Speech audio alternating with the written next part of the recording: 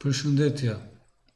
Në kuadër të ndjekjes së mësimit në distancë dhe për realizimin e plan programit mësimor, do të vazhdojmë shpjegimin e njësive mësimore me anë të video incizimeve, ku sot do të shpjegojmë njësinë mësimore me titull Definimi i seksioneve trigonometrike si hyrje në një kapitull të ri, i cili përbëhet prej 15 njësive mësimore, teorike dhe me ushtrime konkrete, si dhe me një detyrë individuale, e cila do të përgatitet në formën e një elaborati gjeodezik me temë ndarja e fletëve të planit, ku për çdo njësi mësimore që do të shpjegohet, do të jepet edhe kërkesa e detyrës, e cila do të përgatitet në një flet të formatit A4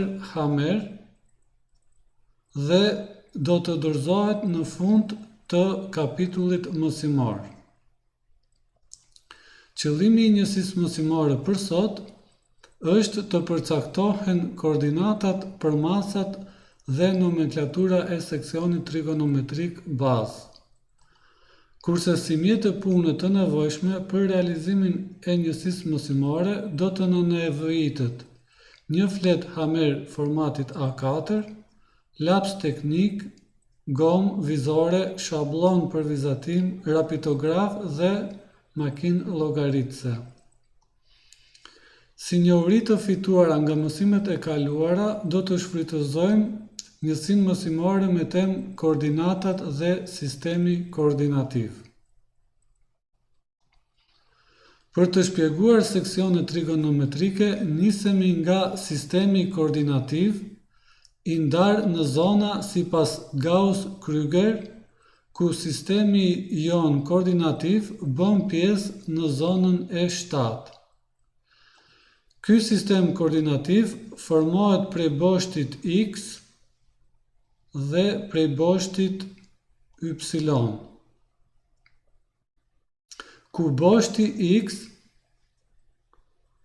është i orientuar kah veriu dhe përfaqëson meridianin qendror të zonës me gjatësi gjeografike 21 shkallë, kurse boshti Y është normal me boshtin X, i orientuar kah lindja dhe përfaqëson projeksionin e ekuatorit. Si koordinata fillestare për sistemin koordinativ, pranojmë vlerën 500 mm në mënyrë që të mos na shfaqen koordinata negative. Kurse numri 4, i cili do t'i shoqëroj të gjithë koordinatat përgjatë boshtit X, dhe numri 7, i cili do t'i shoqëroj të gjithë koordinatat përgjatë boshtit Y, tregon numrin e zonës se ku bën pjesë sistemi jon koordinativ, i cili është i ndarë në seksione trigonometrike, të cilët krijohen duke tërhequr vija paralele me boshtet koordinative dhe atë paralel me boshtin X, çdo 22.500 metër në kahun lindor ndërtohen 8 kolona. Po ashtu, paralel me boshtin X, në kahun perëndimor, çdo 22.500 metër ndërtohen edhe 6 kolona të tjera. Po ashtu, paralel me boshtin Y, ndërtohen edhe rrjeshtat, çdo 15 mm,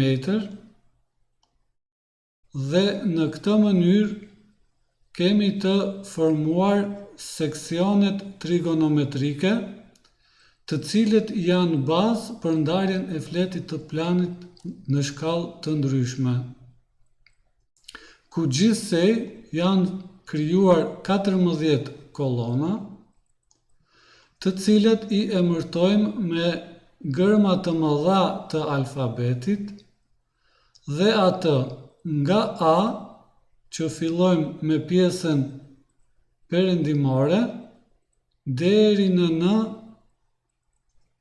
ku mbarojmë me pjesën lindore për sistemin të zonës 7. Pra, sistemi koordinativ i zonës 7, i cili përbëhet nga 14 kolona, duke filluar me kolonën e parë A në pjesën perëndimore dhe mbyllemi me kolonën N në pjesën lindore. Kurse rrjeshtat i kemi të emërtuara me numra arab, duke filluar me numrin 1 nga pjesa më jugore e territorit dhe vazhdojmë duke u ngjitur sipër në drejtim të veriut me numrat e tjerë. Ku meridiani qendror i zonës ndodhet midis kolonës F dhe G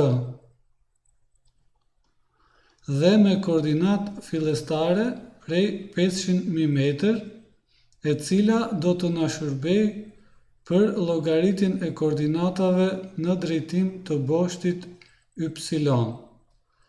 Dhe atë koordinatës fillestare do t'i shtohet vlera prej 22.500 metër dhe llogaritet koordinatat për kolonën G. Po kësaj koordinate të llogaritur, i shtojmë përsëri vlerën prej 22.500 metër dhe fitohen koordinatat për kolonën H. Dhe kështu me radhë për çdo kolonë, duke i shtuar vlerën prej 22.500 metër, llogaritën dhe koordinatat e tjera të kahut lindor nga meridiani qendror i zonës. Kurse për kahun perëndimor, koordinatës fillestare të boshtit X do t'i zbresim vlerën prej 22.500 metër dhe kështu fitohet koordinatat për kolonën F. Po kësaj koordinate do t'ia zbresim përsëri vlerën prej 22.500 metër dhe kështu kemi llogaritur koordinatat që përfaqësojnë kolonën E. Dhe në mënyrë të njëjtë edhe kolonave të tjerave, duke ja zbritur vlerën prej 22.500 metër, fitohen koordinatat për boshtin Y. Në mënyrë të njëjtë, si për boshtin Y, llogariten edhe koordinatat të boshtit X, duke filluar prej koordinatës fillestare, të cilës ja shtojmë vlerën prej 15.000 metër dhe kështu kemi llogaritur koordinatat për rrjeshtin e parë. Po kësaj koordinate të llogaritur, ja shtojmë përsëri vlerën prej 15.000 metër dhe kemi të llogaritur koordinatat për rrjeshtin e dytë.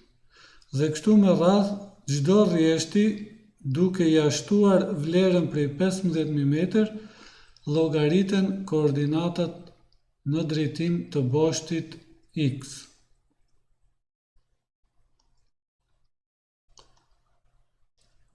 Sipas kësaj ndarje, në kolona dhe rrjeshta janë fituar seksionet trigonometrike me dimensione 22.5 km, që përfaqëson boshtin Y të një seksioni trigonometrik me 15 km që përfaqëson boshtin X të një seksioni trigonometrik, të cilët e mbulojnë territorin e vendit me fleta të shkallës 1/25.000.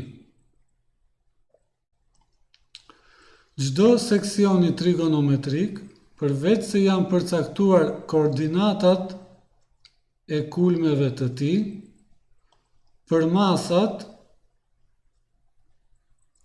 ai përfaqësohet edhe me emërtesën e tij, ose siç e quajmë ndryshe nomenklaturë, e cila i përgjigjet shkallës 1/25.000 për seksionin trigonometrik bazë. Për të përcaktuar këto element të një seksioni trigonometrik, janë dhënë koordinatat për pikën A me vlerë YA dhe XA. Fillimisht vizatohet sistemi koordinativ i zonës 7, i ndarë në seksione trigonometrike, i përfaqësuar me koordinatat për boshtin Y dhe koordinatat e boshtit X. Bëhet krahasimi i vlerës YA me koordinatat e boshtit Y dhe përcaktohet pozicioni YA.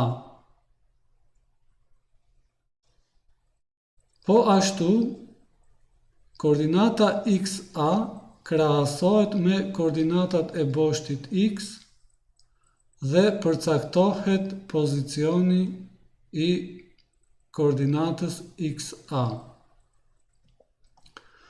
Koordinata YA bën pjesë në kolonën H për arsye se është më e madhe se koordinata me vlerë 522.500 metër dhe më e vogël se koordinata 545.000 metër. Pra, vlera YA ndodhet në intervalin midis dy koordinatave të cilët përfaqësojnë kolonën H. Kurse vlera e koordinatës XA bën pjesë në rrjeshtin e 10, për arsye sepse është më e madhe se koordinata 635.000 metër dhe më e vogël se koordinata 650.000 metër. Pra, koordinata XA ndodhet në intervalin e këtyre dy koordinatave, të cilët përfaqësojnë rrjeshtin e 10. Meqense u përcaktua pozicioni i pikës A për boshtin Y dhe për boshtin X, drejtimet e fituara i zgjasin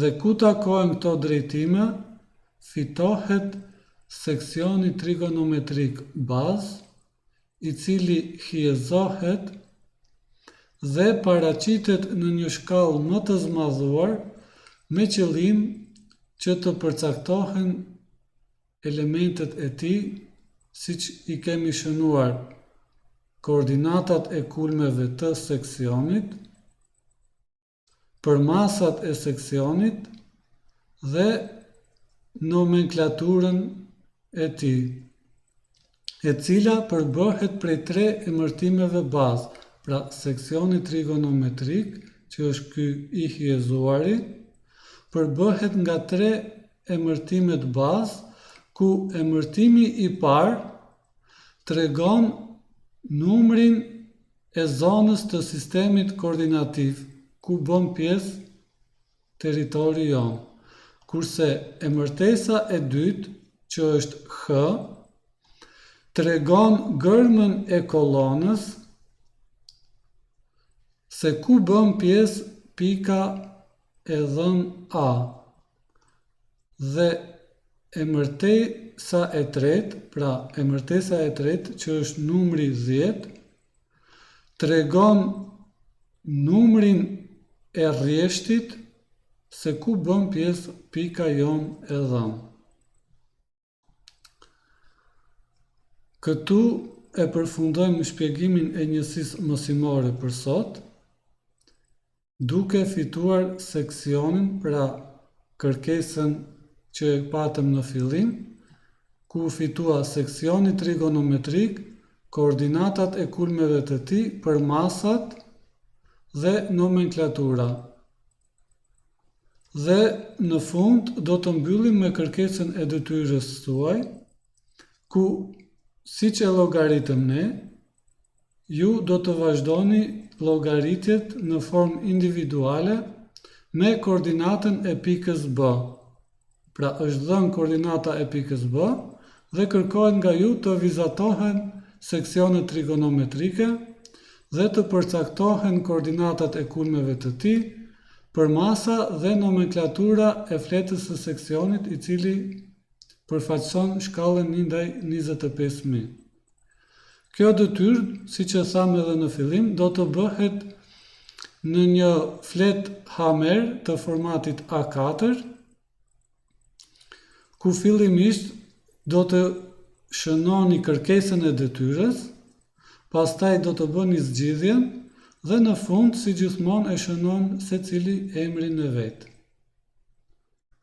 Dhe këtu mbaron shpjegimi i njësisë mësimore për sot. Unë ju falenderoj për vëmendjen. Për çdo pyetje që mund keni, mund të kontaktoni nëpërmjet emailit të shënuar. Ju uroj mësime të mbara.